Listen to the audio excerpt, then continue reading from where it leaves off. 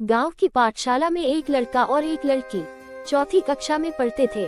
महीने में एक बार सबके लिए जरूरी था कि वे आज सुबह उठकर निश्चित दिन पाठशाला में झाड़ू दें, जिससे कि स्कूल खुलने पर सब बच्चे साफ जमीन पर बैठ सकें। पाठशाला गांव के बीचों बीच थी और लड़के का घर गांव के एक छोर पर। संयोग ही था कि लड़की की घर पाठशाला के बगल में था। जब एक दिन लड़की ने लड़के को झाड़ू लगाते देखा तो वह भागकर आई और उसके हाथ से झाड़ू छीन ली। अगली बार से तुम मत आना, मैं तुम्हारी बारी पर झाड़ू लगा दिया करूंगी। क्यों? क्योंकि तुम्हारा घर इतना दूर है और मेरा घर इतना पास। सच सच। और इसके बाद से उसकी पारी पर लड़की पाठशाला में नियम से झाड़ू लगा देती। सोचने के लिए तो यहाँ कई सवाल हो सकते हैं। मसलन ये कि लड़की ने उसे ही झाड़ू लगाते क्यों देखा? झाड़ू तो रोज ही कोई न कोई लगाता था, उसने केवल उसी के लिए झाड़ू लगाने में क्यों दिलचस्पी दिखाई, जबकि छोर से तो कई लड़के आते थे। उसने उसकी बारी में झाड़ू लगाने के कर्म को इतनी गंभीरता से क्यों लिया? बच्चे तो इतना गंभीर नहीं हो सकते। लेकिन ये सवाल तो तर्क बुद्धि के हैं जो बड़ों का व्यसन है। इनके आधार पर इसमें जरूर किसी विशेष आकर्षण को ढूंढा जा सकता है और प्रेम के अंकुर का उन्नयन माना जा सकता है। लेकिन बच्चे इतना सोच विचार नहीं करते। इसे बाल सुलभ क्रीड़ा माना जाए तो भी चलेगा। दोनों के बीच इस विषय पर फिर कभी कोई बातचीत नहीं हुई, न सीधी कभी मुलाकात ही हुई। दोनों अलग अलग कक्षाओं में थे। हाँ, कभी कभार आते जाते सामने पड़ जाते तो थोड़ी सी मुस्कान ओठों पर आ जाती और बस। ऐसे ही 2 साल बीत गए और इसमें विशेष जोड़ने के लिए कुछ नहीं है। अपनी तरफ से जोड़ने के लिए भी तो कुछ आधार चाहिए। लेकिन यहाँ तो हालत यह है कि उन दोनों में से किसी ने इस बारे में अकेले में भी कभी कुछ सोचा हो, इसका भी भरोसा नहीं। जमींदार परिवार का होने के कारण लड़का भला गांव के स्कूल में ज्यादा क्यों रहता, सो 5वीं करते ही उसे बड़े शहर पढ़ाई के लिए भेज दिया गया और वही छात्रावास में रखा गया। गांव की लड़की की पढ़ाई तो बस रस्म अदायगी है कि 4 अक्षर सीख जाएगी तो ससुराल वाले मानेंगे कि बहू अंग्रेजी पढ़ी है। सो 5वीं के बाद ही घर बिठा लिया। उसके बाद शादी तक वही किया जो अक्सर लड़कियां घर में रहकर करती हैं। इस तरह झाड़ू ने जो थोड़ा बहुत सूत्र जोड़ा था, आगे जाकर वह भी टूट गया। अलग अलग छोरों पर चलती जिंदगियों को तो ये तक एहसास नहीं कि कोई सूत्र नाम की चीज थी भी। फिर कभी दोनों की भेंट नहीं हुई। छुट्टियों में लड़का जब घर आता भी तो मुलाकात का सवाल ही नहीं उठता। फिर लड़का ऊंची पढ़ाई और शहर के जीवन में रमता गया और इस बीच लड़की की शादी किसी दूर दराज के गांव में हो गई। मैं सच में ये सोच रहा हूँ कि झाड़ू के बहाने जो बाल सुलभ आकर्षण बना है, आगे की ये दुनियावी घटनाएं उसे बेहद रूखे तथ्यों में बदल देने वाली हैं। और मैं अपने शब्दों की कला से चाहे जितनी कोशिश कर लूं, पर उसे रोमांस की रंगत में रंगने का काम तो होना असंभव ही है।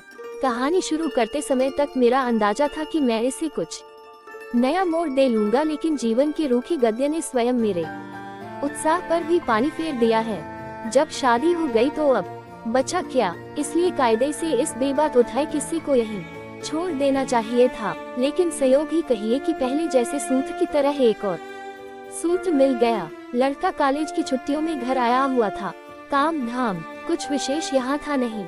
इसी बीच में गांव से बारात किसी दूसरे गांव जाने लगी। लड़के ने सोचा कि चलो थोड़ा शगल रहेगा और गांव के लोगों के साथ कुछ घुलना मिलना भी हो जाएगा। दरअसल उसे परेशानी होने लगी थी कि बचपन के सहपाठी तो सहपाठी, गांव के बुजुर्ग भी उसे बेहद काबिल, अंग्रेज, बुद्धिमान और विशिष्ट मानने लगे थे।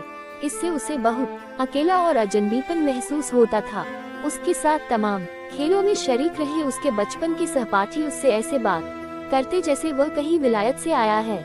उसने सोचा बारात में शामिल होकर और तमाम रस्में पूरी करके वह उन्हें विश्वास दिला देगा कि वह उन्हीं में से एक है। बारात का आखिरी दिन विदाई का होता है। विदाई के बाद वापस चलने से पहले एक रस्म होती है कि बाराती उस गांव में या ही अपने गांव की सभी लड़कियों के घर जाते हैं और उन्हें कुछ पैसे और कपड़े नेक स्वरूप देते हैं। ये कितनी सुंदर रस्म है। लड़की चाहे किसी भी जाति की हो, पर है तो गांव की ही। उसके घर जाकर उसे यह एहसास कराया जाता है कि तुम्हारे गांव के लोग आए हैं मिलकर व्यवहार करने। लड़कियां या कहें उस गांव में बहुएं बारात के आखिरी दिन अपने मायके से आए लोगों की प्रतीक्षा करती हैं और उनके लिए कुछ पकवान और चाय पानी का प्रबंध करके रखती हैं। गांव में भले ही किसी से कुछ भी संबंध हो, लेकिन वहाँ तो सब भाई ही हैं, इसलिए आरती भी उतारती हैं और टीका भी लगाती हैं। विशिष्ट समझकर बारात ने लड़के को ही गांव की लड़कियों से मिलने का ये जिम्मा सौंपा। 5-7 लोगों के साथ वह गांव की लड़कियों के घर जाता, आरती उतरवा, टीका लगवात, उन्हें प्रणाम करता और हालचाल पूछकर भेज देता। फिर खान पान होता। वह किसी लड़की को नहीं पहचानता था, लेकिन लड़कियां उसे देखते ही जान जाती कि ठाकुर का बेटा विदाई देने आया है। धन भाग्य की वह नेक निभा रहा है। इसी में लड़के का सामना अचानक झाड़ू वाली लड़की से हुआ। दोनों ने एक दूसरे को देखा तो वही हंसी ओठों पर आ गई। वह तो देखकर दंग ही रह गया। अरे इतनी बड़ी हो गई तू, पूरी गृहस्थीन लग रही है। तुम भी तो देखो कितने बड़े लग रहे हो। हाय मैया कहते वह भीतर भागी और उसने तवे की काले खिलाकर उसके माथे के कोने पर लगा दी।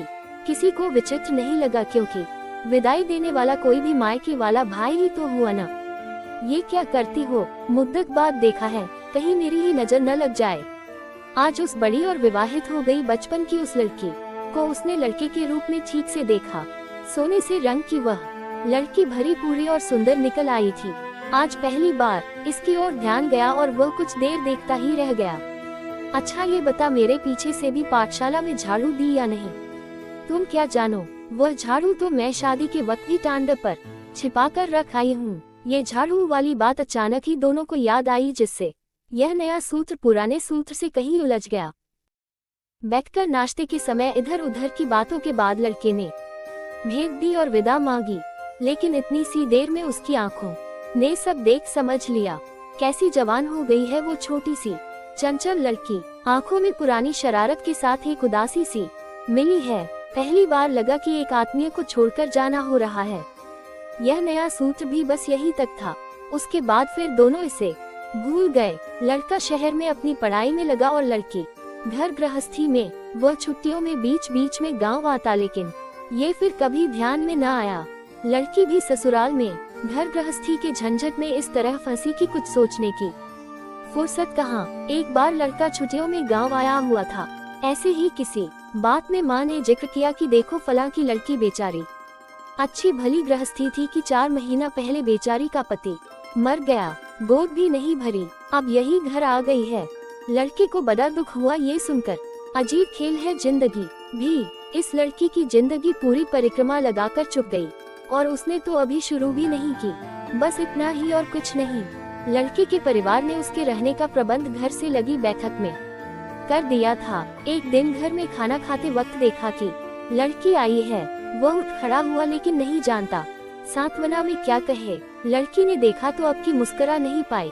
किसी काम से घर जा रही थी, पता लगा बाबूजी आए हुए हैं, सो देखने चली आई। कुछ देर तक दोनों एक दूसरे को ताकते खड़े रहे। माँ ने पुचकार कर लड़की को पीढ़े कर बिठाया और तसल्ली देने लगी। काफी देर तक यही सब होता रहा। इस बीच में वह उन्हें वही छोड़ बैठक में चला आया और कोई किताब खोल पढ़ने लगा। कुछ देर बाद माँ लड़की के साथ बैठक में आ गई। लड़की ने इधर उधर देखा और कहा, अम्मा देख तो, भला शहर के लोग ऐसे धूल धक्कर में रहते हैं। वह सीधे घर में गई और झाड़ू लेकर कमरा बुहारने लगी।